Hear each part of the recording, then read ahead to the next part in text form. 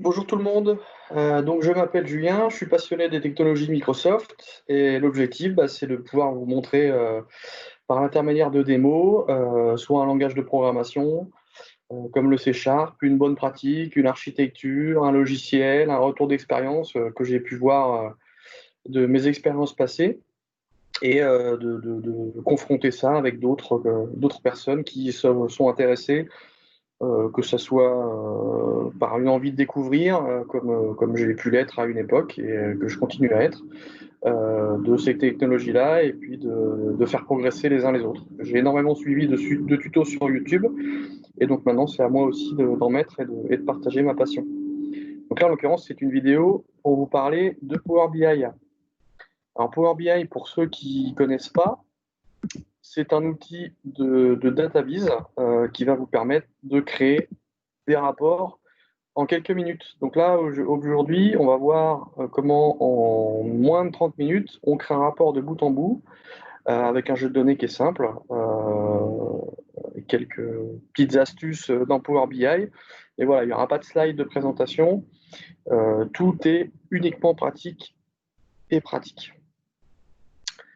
Alors, quand vous avez installé Power BI Desktop, j'ai mis le lien de téléchargement dans le commentaire de la vidéo, vous arrivez sur cette page-là. Quand vous ouvrez l'outil en local sur votre poste, vous pouvez fermer la première fenêtre. Donc voilà la page de présentation. Donc ici, il y a plusieurs onglets. Vous avez l'onglet rapport dans lequel vous allez sélectionner les types de graphes que vous voulez. Donc on en manipulera 4 ou 5 tout à l'heure. Ensuite, vous avez l'onglet données dans lequel vous aurez ici tous vos champs d'analyse et vos mesures. On verra ça aussi tout à l'heure. Là, ça c'est l'onglet modèle. Donc nous ici, on aura un seul fichier CSV à importer. Il n'y aura pas d'autres flux, que ce soit une base de données SQL Server, Oracle, que ce soit un flux SharePoint, une API REST. On pourrait imaginer tout un tas, une diversité de flux ici, et il faudrait mettre des relations entre tous ces flux-là. Là, on n'aura pas besoin puisqu'on n'en aura qu'un seul. Et je vous montrerai ça dans une autre vidéo qui viendra par la suite. Alors, pour récupérer les données, on clique sur obtenir les données, c'est la première chose à faire. Donc il y a énormément de connecteurs, il y a des connecteurs Excel, vers Dataflow, vers SQL Server, vers Analysis Services, des fichiers texte, du flux web, du flux OData, sachant que si on clique sur plus, on peut en avoir bien d'autres. Hein.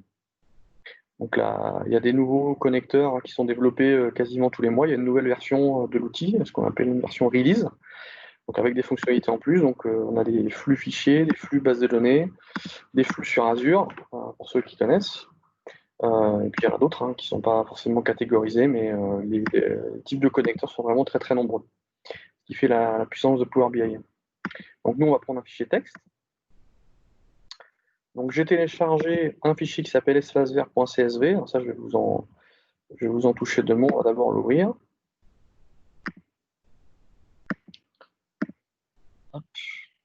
On va l'ouvrir, je vous montrerai après sur Internet où est-ce que j'ai récupéré ça.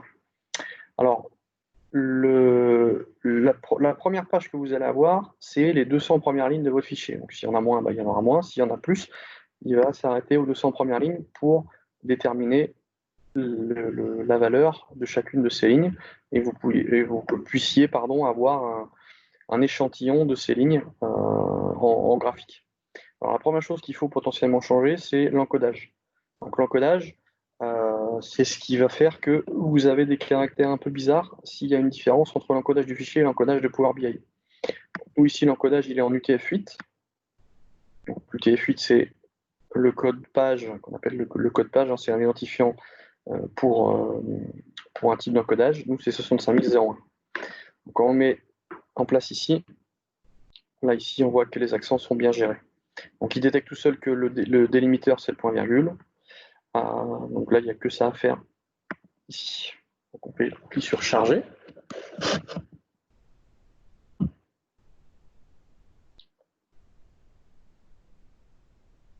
Donc, on a une erreur, mais c'est pas grave.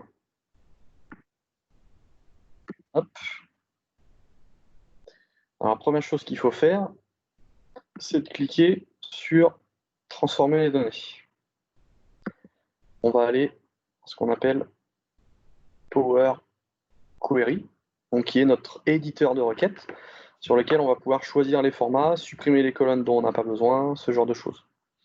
Alors, nous ici, première chose qu'il faut faire, c'est quelles sont les colonnes qu'on a besoin. Donc, on va enlever les colonnes dont nous n'avons pas besoin pour l'analyse. Alors, pourquoi est-ce qu'on a besoin d'enlever les colonnes? Parce que plus il y a de données, plus ça va mettre de temps à s'afficher. Donc, s'il y a des colonnes dont on ne se sert pas, autant les enlever. Donc, on les sélectionne en laissant son doigt sur CTRL appuyé. Hop. Ça, on peut virer, on peut les enlever au fur et à mesure, hein. Pas de problème. L'année de rénovation, on ne va pas conserver. L'ancien nom, on ne va pas conserver. L'année changement de nom, on ne va pas conserver. Le nom d'entité, on ne va pas conserver. La présence de clôture, c'est pareil. La surface horticole. La surface calculée, ça, on va conserver. Hop. Voilà, c'est parfait. Donc, n'hésitez pas de temps en temps à faire CTRL-S, enfin même souvent, puisque si jamais votre PC crash, vous perdez vos modifs, c'est un peu gênant. Donc on va mettre rapport espace vert. Tac. Donc le jeu de données qui est là, on va voir à quoi il correspond.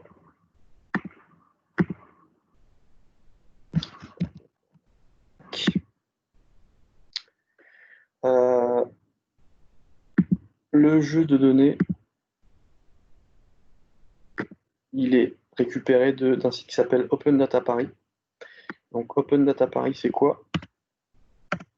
C'est la mairie qui met à disposition du public des jeux de données gratuits, open, donc récupérables à souhait, à volonté, sur tout un tas de thématiques. Donc il y a des thématiques commerce, tourisme, il y a des thématiques sur l'urbanisme, il y a des thématiques sur la culture, l'environnement. Donc moi j'ai choisi l'environnement. Donc quand vous allez là-dessus, vous avez par exemple une thématique espace vert et assimilé. Donc là on va voir les parcs parisiens et certains de banlieues proches. Donc on peut les placer sur une carte par rapport au site tel qu'il a été conçu. On peut faire des analyses dessus. On peut récupérer un CSV. Donc là il y a déjà une carte, hein, mais qui n'est pas forcément au goût du jour et on est obligé d'aller sur leur site pour faire ça. Donc il y a déjà des analyses qui ont été faites pour voir les promenades, enfin classer les espaces verts par catégorie. Nous, ce qui va nous intéresser, c'est de récupérer ce jeu de données-là. On va sur CSV et on clique sur jeu de données entier. Et c'est le fichier qu'on a chargé dans Power BI. Alors, si je veux bien retourner là, c'est pas sûr. Voilà. Ça, c'est quelque chose que j'avais fait tout à l'heure. Donc, je vais les fermer d'ailleurs. Ça, c'est les graphes qu'on fera tout à l'heure. Hop. Rapport espace vert. Le voilà. Donc ici, nous avons nos champs. D'accord? Donc ce qui est intéressant maintenant, c'est on va changer certains formats. Alors les formats, c'est quoi? C'est par exemple ce champ-là, adresse numéro, c'est en 1, 2, 3, ça veut dire qu'il a détecté qu'il y avait des valeurs numériques ici. On va enlever cette valeur numérique. Pourquoi? Parce que si c'est un numérique, il va vouloir potentiellement le sommer. Ça a du sens de sommer un chiffre d'affaires, un nombre de collaborateurs. Ça n'a pas de sens de sommer une adresse. Donc ici, on va mettre en ABC, hein, c'est-à-dire en texte. Il n'y a pas que celle-ci, hein. D'ailleurs, il y en a d'autres. Il y a le code postal, ça n'a pas de sens de le sommer. Texte. L'année d'ouverture, ça n'a pas de sens. Et on va également le mettre en texte. Très bien. Alors ensuite, ce qu'on va avoir besoin, on va vouloir le positionner sur une carte géographique. Donc là, on constate que le code postal, c'est dans un champ, le libellé de l'adresse, c'est dans un autre. Donc on va vouloir créer un seul champ qui contient l'adresse avec le numéro, l'adresse, le type voie, le libellé et puis le code postal et la ville de Paris. Donc on va créer un champ calculé, une colonne, qui est une colonne personnalisée. Donc on va donc ajouter une colonne. On est toujours dans l'éditeur Power Query. Donc on va mettre adresse complète. Donc ici, vous avez la liste des champs qui sont disponibles pour faire une colonne calculée. Donc on va prendre le numéro et on va concaténer avec d'autres champs. Donc l'opérateur de concaténation, c'est l'opérateur et. Donc on va le concaténer avec des espaces. Donc ça, on va le copier-coller plusieurs fois. Donc je vais le copier-coller. Hop. Donc ensuite c'est le type de la voie. Donc rue, place, ce genre de choses. V. Ensuite le libellé de la voie. De la Catalogne. Raymond Losserand, ce genre de choses. Ça c'est le libellé de la voie. Et ensuite on va concaténer avec le code postal. Le code postal il est là. Et la ville de Paris. Puisqu'on n'a pas de champ qui contient la ville, donc on va le créer à la volée. Voilà. Donc on va copier-coller ça, si jamais il y a un problème. Voilà, donc là, ici, on constate juste une toute petite erreur. J'ai pas mis d'espace entre le code postal et la ville. Alors, ce qui est intéressant ici, on remarque, vous avez votre jeu de données qui s'appelle espace vert. Et là, vous avez toutes les modifs qui ont été effectués depuis tout à l'heure. Si on l'analyse un petit peu finement, la première colonne, enfin la première ligne pardon, du fichier, c'est l'en-tête. Donc, elle a été promue en tête, c'est-à-dire que les noms des colonnes, c'est le nom de la première ligne dans le fichier. Donc ça, c'est quand même assez intéressant d'avoir ça. Ça évite de taper les noms des colonnes à la main, une par une. Donc là, il n'y a pas beaucoup de chance, ça aurait été vite, mais quand même. Le type qu'on a modifié de 1, 2, 3 en ABC, bah, c'est pareil, ça a été créé ici. Donc on peut remonter, si on veut retrouver les colonnes qu'on avait avant, on peut remonter ici. Le champ URL plan, je l'ai enlevé. Paf, donc on l'a plus ici. Donc si on veut revenir en arrière, on a juste à cliquer sur la croix. Donc là, si on veut modifier la formule de tout à l'heure, on clique ici, code postal, et on a juste à rajouter un espace là. Voilà, tout simplement. Donc on va rajouter une autre colonne qui est le comptage du nombre d'espaces verts. Donc on pourrait le compter avec l'identifiant que j'ai dû enlever, mais on va mettre un champ nombre d'espaces verts. Donc on pourrait créer aussi une mesure, hein. On verra ça dans une autre vidéo, les mesures. Nombre d'espaces verts. Là, qu'est-ce que je vais mettre? Je vais simplement mettre 1. À chaque ligne, j'associe 1, tout simplement. Et on va lui dire que cette fois, c'est un entier. Donc on retourne dans Accueil. Et on clique sur Nombre entier.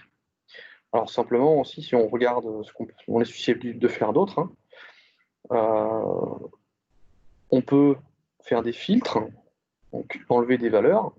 Si par exemple, je veux enlever les lignes qui ne sont pas taguées sur le champ ouverture 24 heures sur 24, on serait tenté de dire c'est soit oui, soit non. Il y a des lignes où il n'y a pas du tout de valeur, que ce soit vide ou nul. Donc on peut, ces lignes-là, on peut les vider. S'il y a des adresses qu'on veut enlever, bah, c'est pareil, on peut, s'il y a des adresses qui n'ont pas d'adresse, enfin s'il y a des lignes qui n'ont pas d'adresse, on peut les enlever. D'ailleurs, on va en enlever. Donc les lignes qui n'ont pas d'adresse, on va les enlever.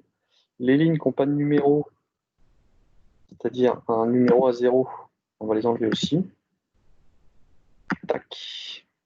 Voilà, ça évitera des adresses un peu exotiques. Voilà, il n'y a pas d'autre champ. Alors, simplement, ce qu'on va rajouter aussi, on va rajouter la surface calculée, elle est en mètres carrés, on va plutôt le mettre en kilomètres carrés, sinon ça fera des chiffres beaucoup trop grands. Donc là, on peut rajouter, c'est pareil, une nouvelle colonne, colonne personnalisée. Donc, surface kilomètres carrés. Hop, et donc ça va être quoi? Ça va être la surface calculée divisée par 1000. Alors ça marche aussi si on crée une mesure. D'ailleurs, on va mieux créer une mesure. C'est juste que je veux que vous puissiez voir comment est-ce qu'on crée des colonnes calculées aussi avec des formules. Hein, ça marche aussi très bien. Donc on pourrait mettre un décimal. Là, on va pas s'embêter, on va arrondir au kilomètre carré près. Donc par conséquent, on va mettre un nombre entier. Voilà. Ce qu'on veut, c'est une tendance, hein, c'est pas une précision des chiffres. On veut juste avoir sur la carte la proportion des parcs. On n'est pas trop mal. Donc on va faire fermer appliquer. Appliquer les modifications. Et on retrouve ici, on est dans l'onglet rapport. Pas encore donné. Rapport, ça va venir. Voilà tous nos champs. Tac. Donc ici, on peut parfaitement créer des mesures. On peut parfaitement créer des colonnes. La concaténation de caractères, on peut le faire aussi ici. Donc là, par contre, on va pas aller au bout du processus, hein, mais on peut parfaitement mettre ce qui est. Alors, ce qui est intéressant ici, là, on sera avec un langage qui s'appelle le DAX. Ce qu'on a fait tout à l'heure, c'était du M. C'est pas le même langage, c'est pas forcément le même objectif. Mais ici, ce qui est intéressant quand vous êtes dans l'onglet données, c'est que vous allez avoir l'autocomplétion. C'est-à-dire que vous tapez la première lettre, il va vous suggérer des fonctions. Donc ça, c'est quand même très très appréciable quand vous faites du développement, quel que soit le langage. Si vous n'avez pas ça, vous allez vite être obligé d'aller voir dans la doc et c'est un petit peu long et fastidieux. Alors, ce qui est intéressant ici, c'est que on peut browser les données et voir à quoi ressemble le dataset, ce qu'on peut aussi voir dans l'onglet précédent, mais ici aussi on peut le voir. Alors, ce qu'on peut voir aussi, au niveau des adresses des numéros, là, tout à l'heure, vous vous rappelez on lui a dit ne pas prendre ce qui était un entier, mais de prendre en tant que chaîne de caractères. Ici, si ça avait laissé en int, on aurait eu une somme ici. Est-ce que le nombre, je veux le sommer? D'ailleurs, on va le voir si on va dans périmètre. On ne va pas s'en servir du périmètre en surface calculée. Voilà, quand par défaut c'est un entier, il va prendre l'agrégation somme. Donc si par exemple je veux voir quelle est la surface totale de parc qu'on a à Paris, là, je vais mettre un seul champ, on verra tout à l'heure, hein, quelle est la surface de mes parcs, et il va agréger toutes les lignes.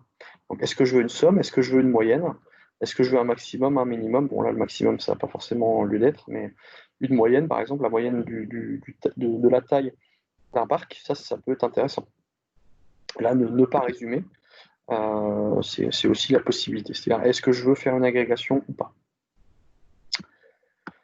Donc, on ne va pas faire de choses supplémentaires ici. Donc, on arrive au niveau de la partie rapport. Alors, on va en faire 3 des onglets. Hein, on pourrait imaginer en faire d'autres. Hein. On va regarder par exemple la surface totale. On va en créer 2. Le nombre de parcs.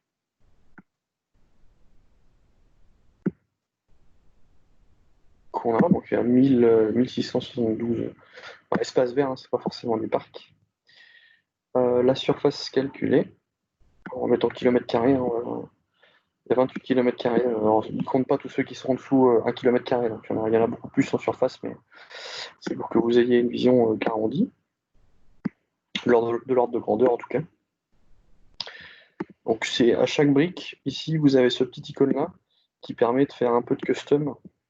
Par exemple, si on veut rajouter une bordure, moi j'aime bien rajouter une bordure, tac. On clique ici, si on veut changer le format et ne pas avoir de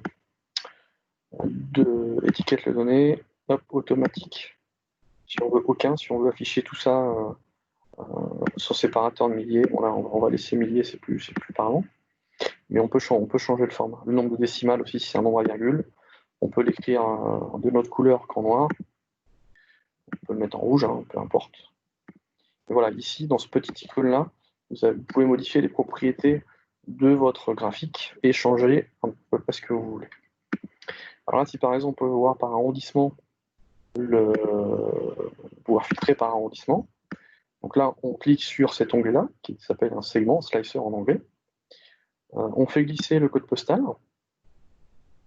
Et là, vous avez tous les codes postaux. Alors, j'agrandirai tout à l'heure pour que vous puissiez mieux voir.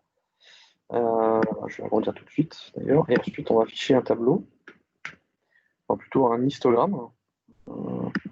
Histogramme empilé. Tac, on va voir l'arrondissement qui a le plus de parcs. nombre d'espaces verts. Alors, il faut bien sélectionner le graphe. Nombre d'espaces verts. Voilà. Et puis on va mettre le code postal en axe. Donc l'arrondissement qui a le plus d'espaces verts, c'est le 13e. Ensuite le 19e. Ensuite le 20e, etc. Et ça décroît à 15e, etc. Alors si on peut créer un autre onglet, puisque là vous voyez déjà notre espace est saturé. On peut créer un autre onglet. Donc on peut réduire les fenêtres soit de filtre, soit de visualisation, soit des champs. Après, quand vous faites glisser les graphes, vous réduisez votre surface temporairement. Quand on partagera le rapport, on ne va pas le partager dans la vidéo, mais je vous montrerai une autre fois comment le partager à vos collègues, à vos amis. Donc là on va faire autre chose, on va afficher par catégorie. Donc par exemple, je veux en légende mettre les catégories de mes espaces verts, nombre d'espaces verts en valeur. Voilà. Donc là par exemple, la catégorie qui a le plus, c'est la jardinière.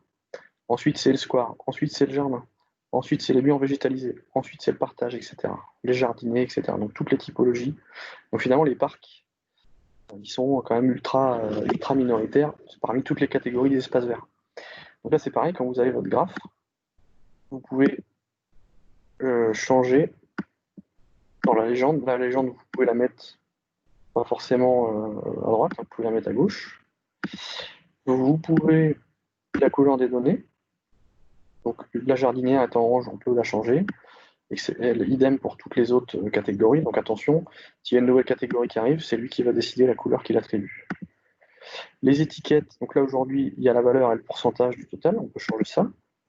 On peut afficher la catégorie plutôt que de l'avoir en légende ici. Moi, personnellement, j'aime bien ça. On peut mettre la catégorie et le pourcentage du total, parce que vous pouvez dire la valeur, combien il y en a, on s'en fout, ce qui compte c'est la proportion. Voilà, donc on peut mettre un titre aussi, qui n'est pas forcément l'indicateur par catégorie, mais on peut mettre autre chose, hein. On peut le changer, c'est paramétrable. La taille aussi, donc pareil, allez dans les propriétés, amusez-vous, mais je ne retiens rien par cœur, c'est à l'utilisation que je vois ça. Et ensuite, on va faire, moi, un composant que j'aime bien, c'est la carte, donc, qui s'appelle ArcGIS. Donc on clique dessus, sur cette icône-là, on agrandit, on fait glisser dans l'emplacement, donc on peut avoir la latitude et la longitude, ça sera plus précis qu'une adresse où il y aura du parasitage, puisque l'adresse, on peut se tromper dans le numéro de rue, il peut ne pas trouver dans son référentiel de carte, d'un pays à l'autre aussi, il peut y avoir des accents aussi qui vont mettre la grouille, donc c'est mieux si on a la latitude et la longitude. Bon, nous c'est juste une démo, donc on va utiliser notre champ concaténé avec l'adresse complète. Donc on fait glisser ça ici. Le nombre d'espaces verts, on va le mettre dans taille. Donc là, il a détecté que c'est sur Paris et paf, il fait les zooms. Il fait les zooms direct. Alors on va pas mettre nombre d'espaces verts, je me suis trompé. On va mettre plutôt la surface en kilomètres carrés. Voilà. Alors les grands parcs, ils sont clairement identifiés, hein. Alors ici, on a l'adresse. Bon, ça parle pas forcément. On va plutôt rajouter dans visualisation, dans Infobule, on va mettre le nom de l'espace vert. Comme ça, au survol, on aura directement son nom et ça sera plus pratique. Donc là, si on va ici, le cimetière parisien de Bagneux, c'est un grand truc. Le cimetière parisien de Thiers. On va avoir le bois de Boulogne. Voilà, le bois de Boulogne, c'est les plus grands parisiens, hein. Là, il doit y avoir Vincennes, j'imagine.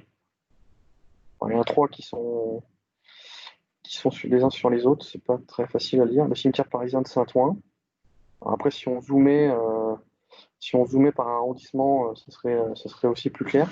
Mais voilà, voilà votre graphe là, ce qui vous intéresse, si on veut que les plus gros. Alors, je ne sais pas si on clique ici, si ça marche. Bon, on n'a pas l'air d'en vouloir. Ah, c'est dommage. Bon, ça c'est. Étant donné qu'on utilise un graphe, par contre, on peut faire des filtres. Donc si on prend ceux qui sont plus grands que, je sais pas, 600, Alors ça, on va pouvoir voir les fils comme ça. Donc si on clique sur champ, sur visualisation, non pas visualisation, il n'y a pas besoin. Donc surface en kilomètres carrés, fil sur cette page est supérieur à 800. Bon, on va mettre 300, ça va en enlever la plupart. Paf, ben voilà. Là, déjà, on va un peu mieux voir. Donc là, qu'est-ce qu'on a? Le cimetière parisien de Pantin, le cimetière du Père-Lachaise, Bois de Boulogne, on a vu tout à l'heure. Donc voilà, c'est quand même un médecin, il y en aura peut-être d'autres. Là, il doit y avoir le cimetière du Père-Lachaise, c'est ça, le champ de Mars.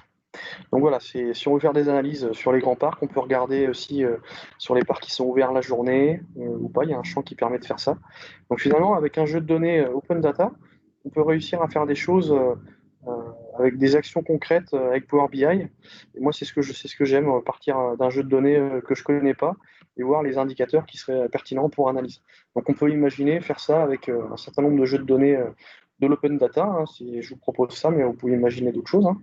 Donc, si on résume ce qu'on a fait, on a importé un fichier CSV issu de l'Open Data Paris qui concerne les espaces verts.